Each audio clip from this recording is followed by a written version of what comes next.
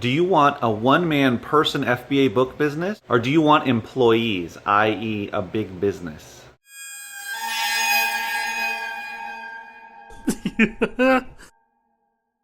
When I first started FBA, I was just thinking about making some extra money by myself doing all of the work.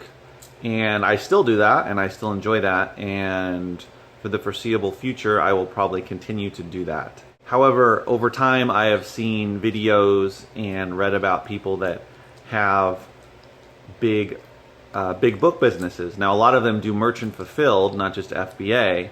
From what I understand, they do both, but depending upon the book, especially school books and textbooks, they tend to do FBA and maybe some other stuff, but a lot of merchant fulfilled as well. The big reason for me that I wouldn't want to do big bulk book business is because I'm not interested in merchant fulfilled. I'm not interested in doing tons of shipping. I just like to ship out the boxes to Amazon and be done with it and let them handle it.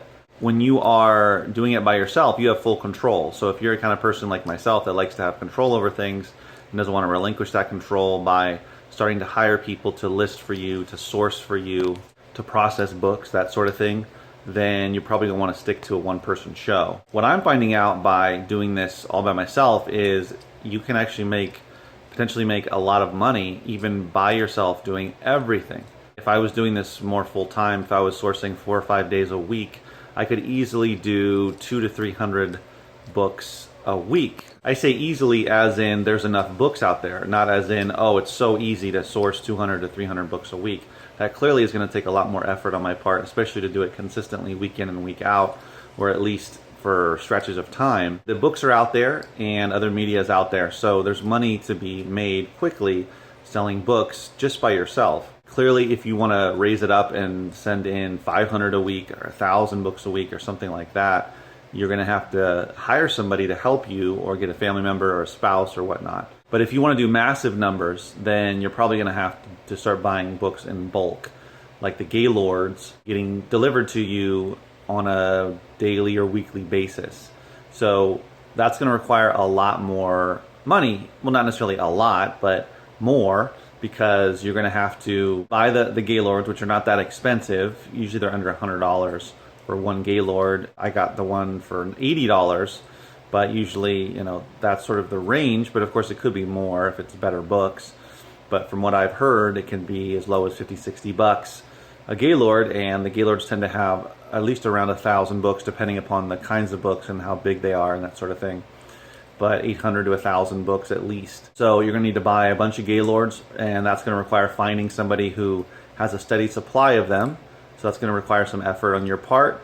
And then you're going to have to rent out a space, probably a bit of a warehouse, or a warehouse space, kind of large. So, and that depends where you live, the state you live in, the region, the city. How expensive is warehouse space? Is it going to cost you a couple grand a month? Is it only going to cost you $800 a month?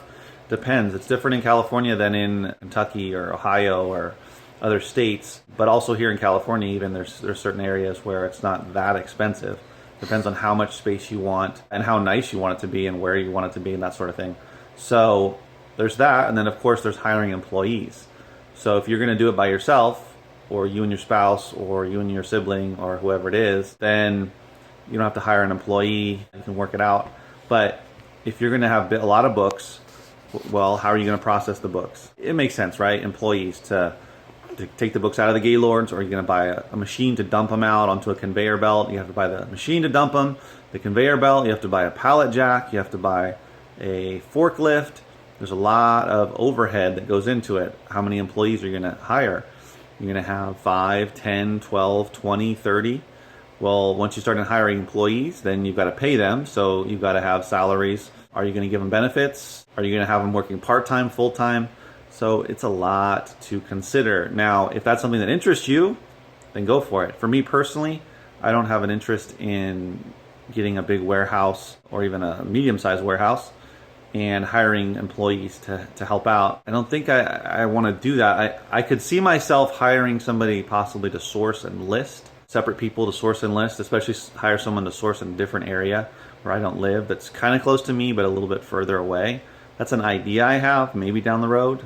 I don't know if I'll ever do it, but definitely could duplicate my efforts and could do a lot bigger numbers. So it depends, you know. I mean, do you have the dream to have that kind of business where you're selling thousands of books a month, every month, month in and month out?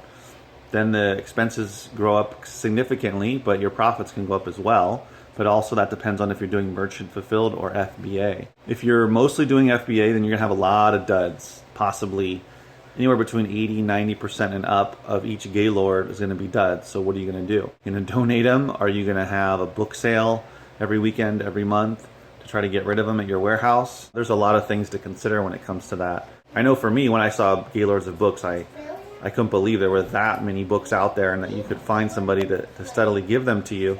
But it's certainly possible. And if they're not going to go to you, they're going to go to someone else, or they're going to go to get recycled and sold for much less, I'm sure, when it's just going to turn them into pulp. So the people that have all these books would probably much rather sell it to somebody like us. This is a topic that you don't necessarily have to think of, but I know there's some people that just want to grow this business really big and then hire employees and have them do the bulk of the work, and then you can scale the business and grow it as big as you want or can and make potentially a lot of money. I don't know how much you can make exactly, but probably a lot of money. But as an individual doing it all by yourself, I know just seeing what I can do now with minimal effort or with limited time, that I could double, even triple this if I had more time to put towards it. But even what I'm doing now is I'm approaching well, I already am, but a part-time income, a job income for someone that's working part-time, or maybe they're 25, 30 hours a week, depending upon, of course, what their pay is, I'm saying. But the income that I'm making is becoming significant, and I'm not even putting that much time into it. So like I said, if I was putting in 4 or 5 days of sourcing a day, and I was sending out 3 or 4 shipments a week, and let's say I was sending in about 800 to 1,000 books a month, my numbers would go up significantly, and this would become a full-time income. And that's not even going sort of crazy with it. If I were to go crazy with it and basically it became my life, then I could do even more numbers. I could probably do more like 400 or 500 books a week. But that would require a lot of effort and a lot of time, and I wouldn't have much time for other things like family.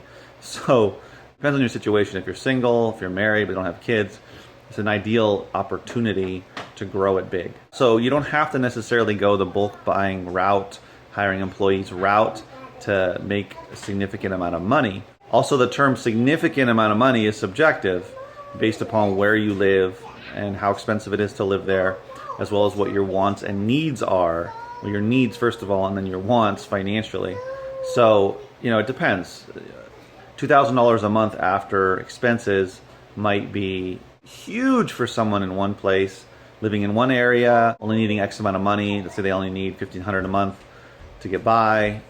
$2,000, less extra $500 left. Just making the point that $2,000 can be huge for one person, life-changing, and for someone else it could be big but not life-changing. They would need maybe $4,000 a month.